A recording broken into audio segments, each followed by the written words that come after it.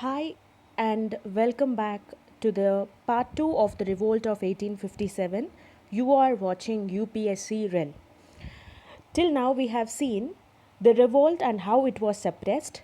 In this video, we will first discuss about the causes that led to the failure of the revolt of 1857. We know that 1857 revolt failed because of a lot of reasons. First thing, all India participation was absent. We all know that places like Kanpur, Lucknow, and only all these people had participated in the revolt of 1857. Mostly the South Indian people were unaffected because of the event. So there was no all India participation, and other people, unlike the North Indians, other part of the people who are in other part of India were unaffected. Second reason is all the classes of people did not join. That is, some people worked against the revolt also. That is, some people took the side of British also, like money lenders, big zamindars, because these people had a lot of benefits from the side of Britain. So they took the side of the company only, and this was benefited the British.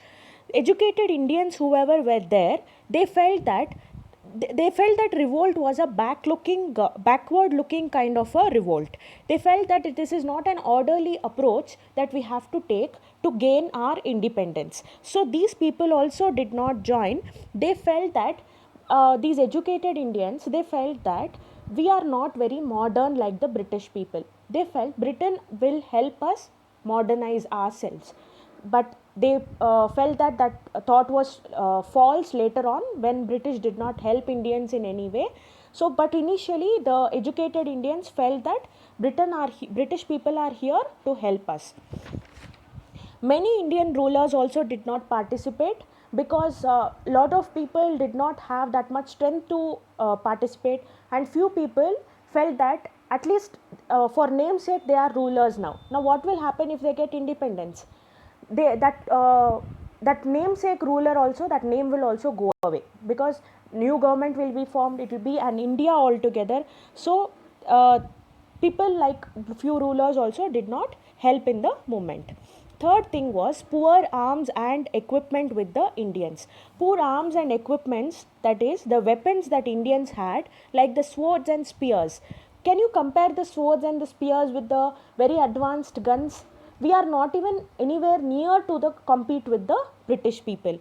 But Indian people had only swords and spears, very few guns and muskets they had, whereas other people, that is the European Britain or European soldiers, they had Enfield rifles. They even had access to electric telegraph for exchange of messages between the headquarters and the regional centers. So people had that also Indian people lacked. Next reason was uncoordinated, and it was poorly organized. We know that every ruler had their own reason to fight. There was no one common reason, and there was no one common leadership who was there to direct the revolt. So because of that, the organization of this revolt was very poor, and it was uncoordinated also. There was no central leadership. The next reason is there was no unified ideology. For example, I'll tell you. Now the peasants are fighting, but why are they fighting? Are they fighting for independence? No, they are fighting against the oppression of landlords or the money lenders who are giving them money. And why are few rulers, that is rulers like Jhansi Rani Lakshmi Bai, why are they fighting? Because they didn't let their son go to the throne. Everybody is having their own reason. There was no one common ideology, there is no one common cause. So there was no forward looking program. They did not even know, if at all they win the revolt, if at all they win it, what will they do next? Will they form a government for India? All this nobody had in their mind. Everybody was angry, they just wanted to fight. So there was no unified forward looking program, or people did not know about modern nationalism, but still it helped in making them conscious of belonging to one country later on. But in 1857, people did not feel like they all belong to one country, but later on, definitely they got that feeling that they all belong to one country.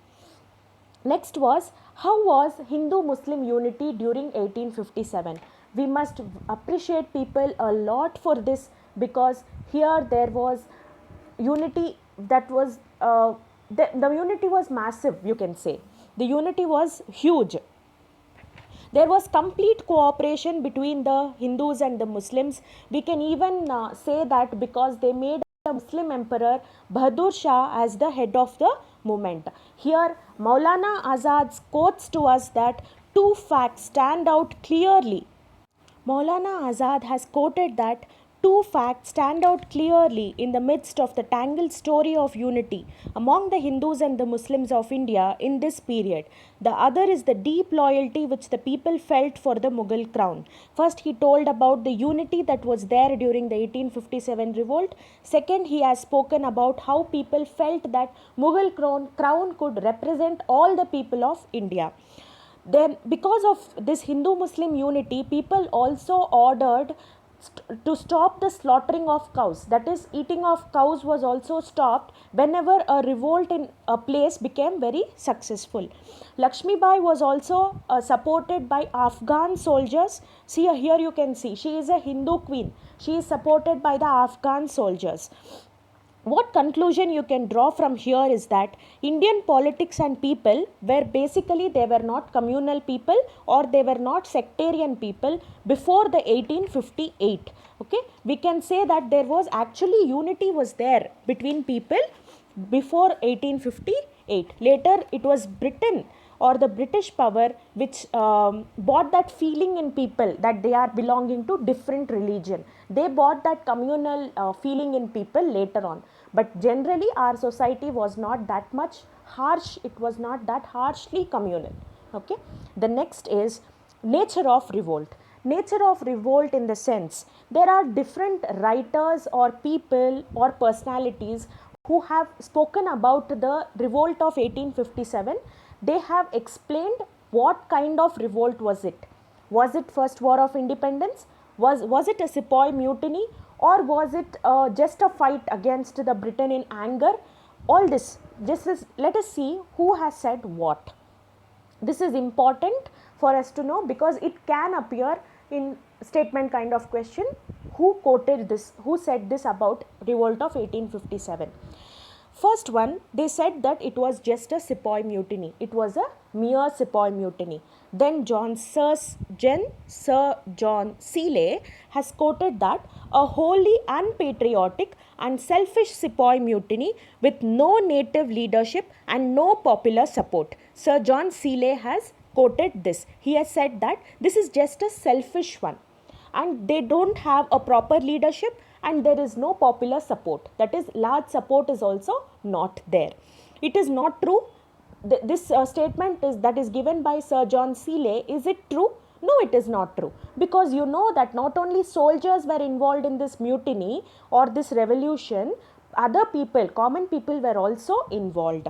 Second quote was given by Dr. K. Datta. He said that in the main, or a military, it is in a main a military outbreak which was taken advantage by certain discontented princes and landlords whose interest had been affected by the new political order.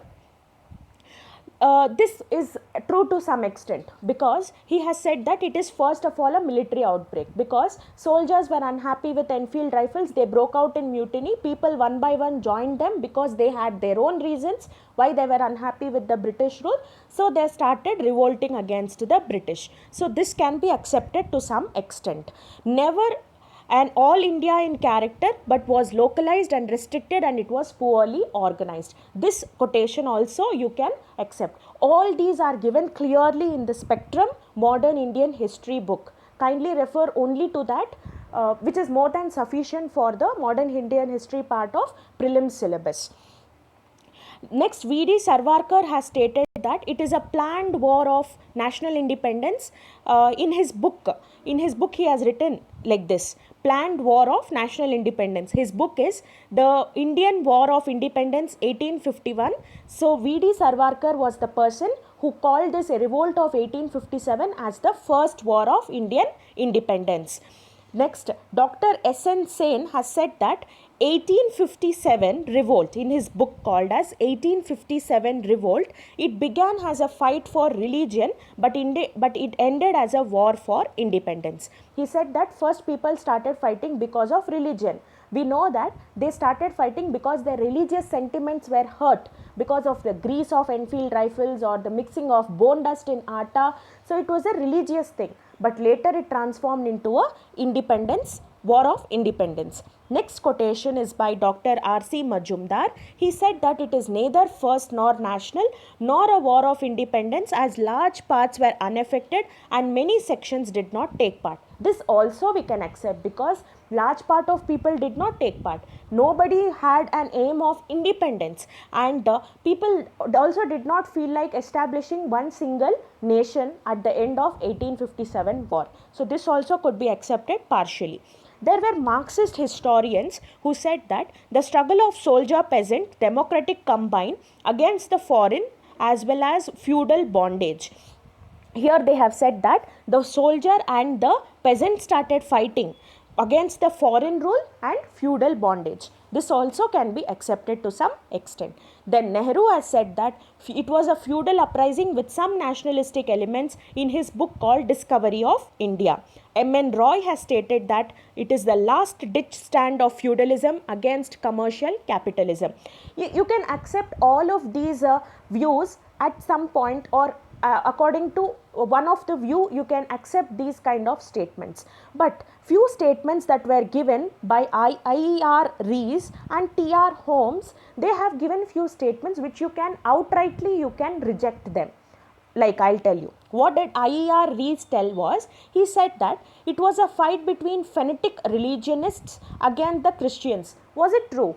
Did the Orthodox religion people start fighting against Christians? No, it was just one of the reasons. They were just suspicious of the Christian missionaries who had come to India. That was just one reason. But this was not the whole reason behind 1857 revolt. So you can discard the view of IER Rees. Next view is by TR Holmes. He said that it is a conflict between civilization and barbarism. Is it true? Are Indians barbarians? No. This view also you can reject outrightly. Because this revolt had seeds of nationalism. It had few seeds of nationalism and anti-imperialism. There was common nationality. This common nationality and nationhood feeling was not there. They did not feel like establishing one single nation or one single, they did not tell that we are Indians. That kind of nationhood feeling was not there. But they always had this nationalism and anti-imperialism feelings when they were fighting the 1857 war. Then it was said that South people did not participate at all. We know that yes, South people did not participate at all. But for this statement, Dr. S.N. Sen has given a counter statement. He said that national revolutions are mostly the work of the minority.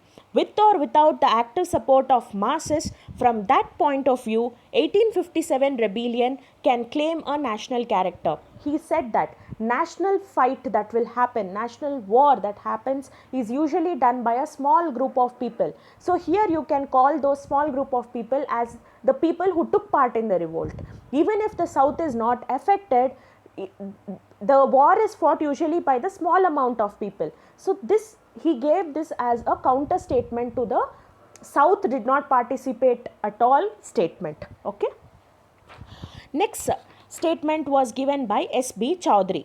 He said that it is a combined effort of people against the foreign power. This is a real, if remote, approach to freedom movement of India of the later age. He said that, okay, this is a combined effort. Everybody together started fighting against the common person. Who is the common person? The British power. So if remote also, this freedom movement had a lot of impact on the later events that happened in the Indian history. This first great struggle to throw the British rule, but there were many other struggles earlier also. You know that there were many other struggles earlier also, but they did not get this kind of attention. That's it. That is the only difference. This just got a lot of attention than the before events that had happened before 1857. Now, what were the consequences because of the revolt of 1857. That is, because of 1857 revolt, what happened? What did it lead to? It led to the abolition of the company rule. The English East India Company rule ended here, and the direct responsibility of India was taken by the Britain Crown. That is, the Queen took over the administration of India. So Crown assumed direct responsibility. After the end of the war, by the 1858, they passed an act called as the Act of 1858. That is the Government of India Act of 1858. They brought a lot of changes in India for the better governance in India. Then they appointed a position called as the Secretary of State for India. He is a member from the British Cabinet. This you have to remember, Secretary of State for India was introduced by which act? It was the Act of 1858, and announced by Lord Canning. This everything was announced by Lord Canning at Allahabad Darbar in Queen's proclamation. Here Governor General also became the Viceroy. Okay, era of annexations and expansions ended. Now before this, the British used to go and annex one kingdom, they used to start ruling that part of the kingdom. Next they will annex another kingdom, they'll start ruling that kingdom. Now because the Crown took over the whole of India, see how easily they took over whole of India now. They just took over whole of India, and now the era of annexations, expansions ended, because now a whole of India is under them. Why do they have to annex some kingdom? Simple as that. States have to recognize the paramountcy of the British Crown. They said that the states, that is all the princes who are there, all the provinces that is there, they have to accept the British Crown, that is the Queen, as the ultimate head. Then freedom of religion was given to people.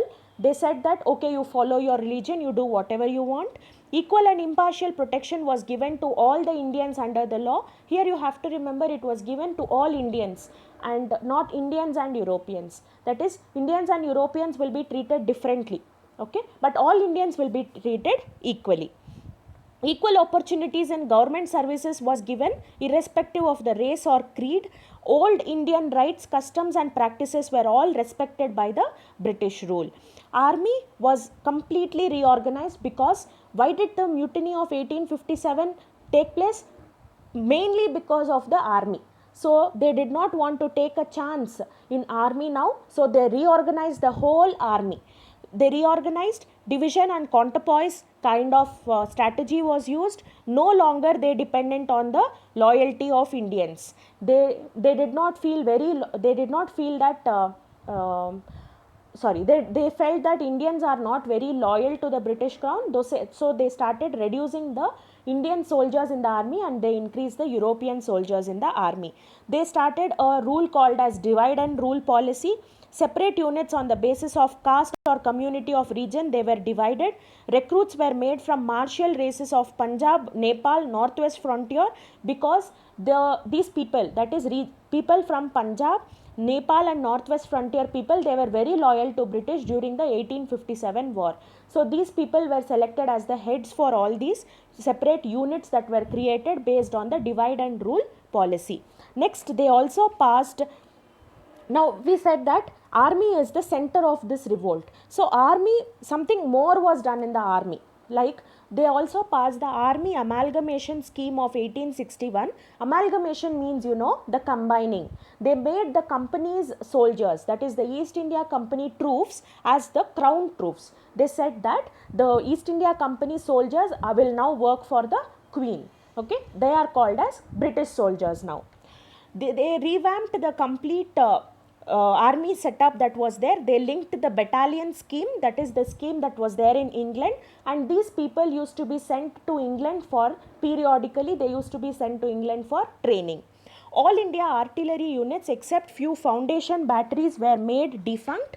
All higher posts in the army was given only to all the higher posts in the army were reserved for the Europeans. Till the first decade of 20th century, no Indian was thought to be fit to deserve King's Commission, and the new English recruit was considered superior to an Indian officer holding the Viceroy's Commission. At this point, a statement was passed by Thomas Metcalfe. He said that Indians are beyond reform.